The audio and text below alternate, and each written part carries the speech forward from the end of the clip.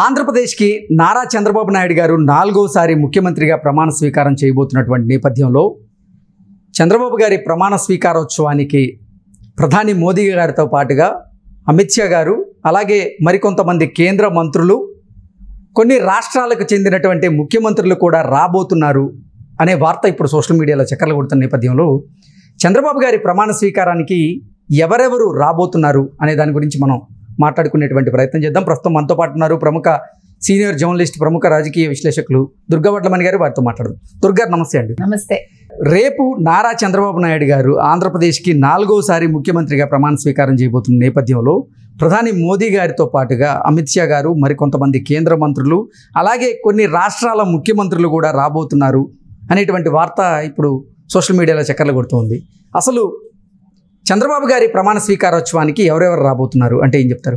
ముందస్తు చంద్రబాబు నాయుడు గారు 4వసారి ముఖ్యమంత్రిగా ప్రమాణ స్వీకారోత్సవం రేపు అంటే 12వ తారీఖు 11:25 గన్నవరం ఎయిర్పోర్ట్కి ఎదురుగా ఉండే మైదానంలో జరుగుతోందండి. మనం గతంలో చెప్పుకున్నట్టుగా ఇది ఒక కని విని ఎరగని రీతిలో వాళ్ళు చేయబోతున్నారు. బికాజ్ కూటమి ఈసారి తెలుగుదేశం కావచ్చు, జనసేన కావచ్చు, బీజేపీ ఈ మూడు కలిసి కూటమిగా ఏర్పడ్డాయి కాబట్టి ఈ మూడు పార్టీల తరఫున కార్యకర్తలు వస్తారు. ముఖ్యంగా జనసేన కార్యకర్తలు చాలా పెద్ద ఎత్తున వస్తారని మనం గతంలోనే చెప్పుకున్నాం. కాబట్టి ఇవన్నీ దృష్టిలో పెట్టుకుని ఒక 50,000 మంది కనీసం కూర్చునేలాగా అరేంజ్మెంట్స్ జరిగాయి. 10,000 వెహికల్స్ పట్టేలాగా పార్కింగ్ కూడా ఏర్పాటు చేయబడింది. సరే, ఇది పక్కన పెడితే ఈసారి ప్రత్యేకత ఏంటి? ఈసారి ప్రత్యేకత ఏంటంటే గతంలో కంటే కూడా అంటే తెలుగుదేశం పార్టీ తెచ్చుకున్న సీట్లతో కంపేర్ చేస్తే ఈసారి హైయెస్ట్ 164 సీట్లు తెచ్చుకోవడం అనేది ఇది అంటే ఎవరు ఊహించలేదు. మనందరం కూడా 145 వస్తాయి, 150 వస్తాయి అంతవరకు ఆగిపోయాం. 145 ఖచ్చితంగా వస్తాయని చెప్పుకున్నాం, 150 దాకా వస్తాయి అన్నాం. కానీ 164 రావడం అనేది ఎవరు ప్రిడిక్ట్ చేయలేకపోయారు. సరే, ఏది ఏమైనా ఇంత పెద్ద మెజారిటీ తెచ్చుకోవడమే కాకుండా ఈసారి ప్రజలు ఒక నిశ్శబ్ద విప్లవం లాగా నిశ్శబ్ద ఓటింగ్ చేశారు తెలుగుదేశం కూటమికి. అందుకు రీజన్ ఏంటంటే 5 సంవత్సరాలు వాళ్ళు పడ్డ కష్టాలు, ఇది జగన్మోహన్ రెడ్డి ప్రభుత్వం వాళ్ళని పెట్టిన కష్టాలు కావచ్చు, వాళ్ళు పడిన ఇబ్బందులు కావచ్చు, వాళ్ళు మాట్లాడటానికి లేకుండా పోయింది. వాళ్ళకి వాక్ స్వాతంత్రం లేదు, వాళ్ళకి ఏదీ లేకుండా వాళ్ళు అనవసరంగా అందరూ కూడా కేసులు ఎదుర్కొన్న వాళ్ళు ఉన్నారు. చిన్న చిన్న పిల్లలు నష్టపోయారు, మహిళలు ఇబ్బందులు పడ్డారు, తర్వాత అమ్మాయిలు మాయమైపోయారు. ఇలాగ చెప్పుకోలేని కష్టాలు చాలా ఉన్నాయండి. వాళ్ళు డబ్బు తీసుకుని ఓటు వేయకపోయినా ఇబ్బందే, డబ్బు తీసుకుని ఓటు వేయకపోయినా ఇబ్బందే. అందుకని ఎవ్వరూ కూడా ఈసారి మాట్లాడకుండా వాళ్ళు ఎవరికి ఓటేశారో మీకు ఎలక్షన్ తర్వాత కూడా చెప్పలేదు. రిజల్ట్ రోజే మనకు అది కనిపించింది. 56% మహిళల ఓటింగు ఎవరికి వెళ్ళింది? వైసీపీ వాళ్ళు మాకే వేశారు, మేము సంక్షేమాలు ఇచ్చామని వాళ్ళు ఎగిరారు వాళ్ళు.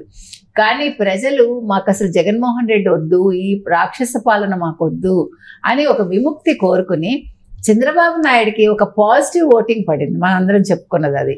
ఈ పాజిటివ్ ఓటింగే కాకుండా వాళ్ళు చంద్రబాబు నుంచి ఇప్పుడు ఆశించేది ఏంటంటే ఒక అభివృద్ధి, ఒక ఉపాధి, ఉద్యోగ కల్పన, ఇలా చాలా ఉన్నాయి. ఇప్పుడు ఆయన ముందు చాలా ఛాలెంజెస్ ఉన్నాయి. అంటే ఒక్క చంద్రబాబు నాయుడు గారనే కాదు, ఈవెన్ పవన్ కళ్యాణ్ గారి మీద, ఈవెన్ బీజేపీ మీద కూడా ఉంది.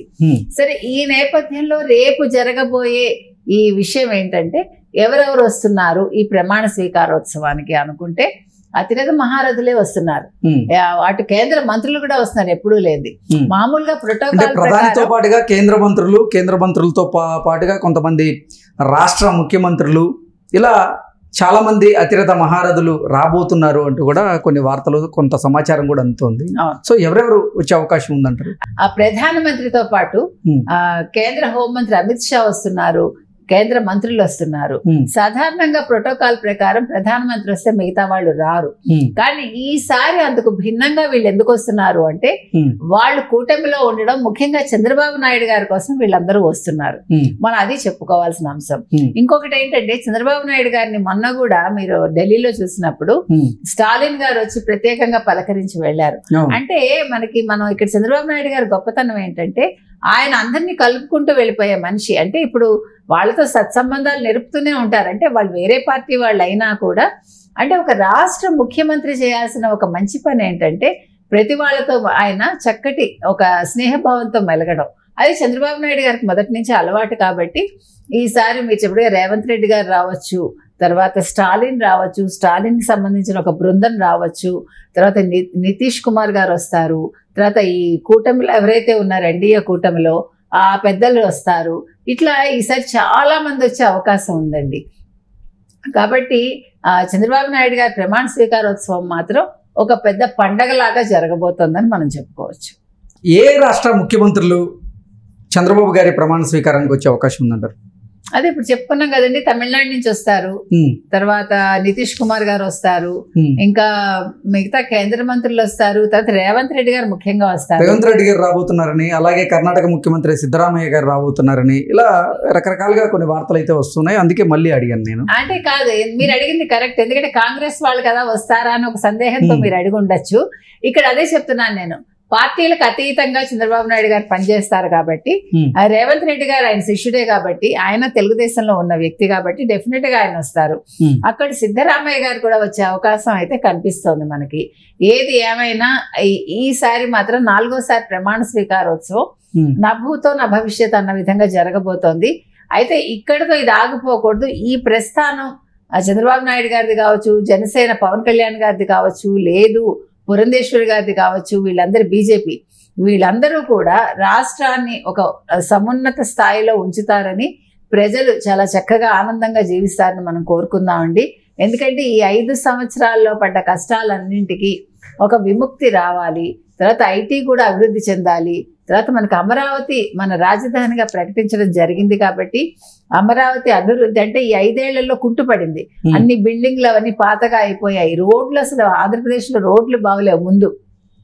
సో ముందు రోడ్లు బాగుపడాలి, అమరావతి అందంగా తయారు కావాలి, తర్వాత మిగతా రాష్ట్రాల్లో కూడా రోడ్లు కావచ్చు, మిగతావన్నీ కూడా బాగా జరగాలని అనుకుందామండి. అందుకు చంద్రబాబు నాయుడు గారు తప్పకుండా కృషి చేస్తారని భావిద్దాం. ఏ రాష్ట్ర ముఖ్యమంత్రులు చంద్రబాబు గారి ప్రమాణ స్వీకారానికి వచ్చే అవకాశం ఉందంటారు? అదే ఇప్పుడు చెప్పుకున్నాం కదండి, తమిళనాడు నుంచి వస్తారు, తర్వాత నితీష్ కుమార్ గారు వస్తారు, ఇంకా మిగతా కేంద్ర మంత్రులు వస్తారు, తర్వాత రేవంత్ రెడ్డి గారు ముఖ్యంగా వస్తారు. రేవంత్ రెడ్డి గారు రాబోతున్నారని, అలాగే కర్ణాటక ముఖ్యమంత్రి సిద్ధరామయ్య గారు రాబోతున్నారని ఇలా రకరకాలుగా కొన్ని వార్తలు అయితే వస్తున్నాయి. అందుకే మళ్ళీ అడిగాను నేను. అంటే కాదు, మీరు అడిగింది కరెక్ట్. ఎందుకంటే కాంగ్రెస్ వాళ్ళు కదా వస్తారా అని ఒక సందేహంతో మీరు అడిగి ఉండొచ్చు.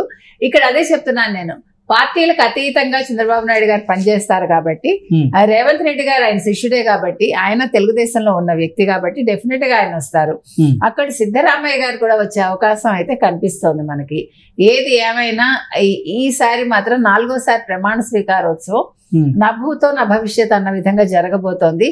అయితే ఇక్కడితో ఇది ఆగిపోకూడదు. ఈ ప్రస్థానం చంద్రబాబు నాయుడు గారిది కావచ్చు, జనసేన పవన్ కళ్యాణ్ గారిది కావచ్చు, లేదు పురంధేశ్వరి గారిది కావచ్చు, వీళ్ళందరూ బీజేపీ, వీళ్ళందరూ కూడా రాష్ట్రాన్ని ఒక సమున్నత స్థాయిలో ఉంచుతారని, ప్రజలు చాలా చక్కగా ఆనందంగా జీవిస్తారని మనం కోరుకుందామండి.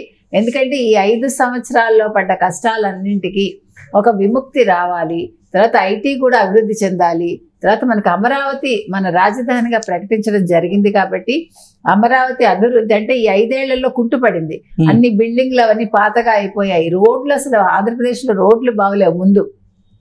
సో ముందు రోడ్లు బాగుపడాలి, అమరావతి అందంగా తయారు కావాలి, తర్వాత మిగతా రాష్ట్రాల్లో కూడా రోడ్లు కావచ్చు, మిగతావన్నీ కూడా బాగా జరగాలని అనుకుందామండి. అందుకు చంద్రబాబు నాయుడు గారు తప్పకుండా కృషి చేస్తారని భావిద్దాం. ఓకే అండి, థ్యాంక్ యూ సో మచ్.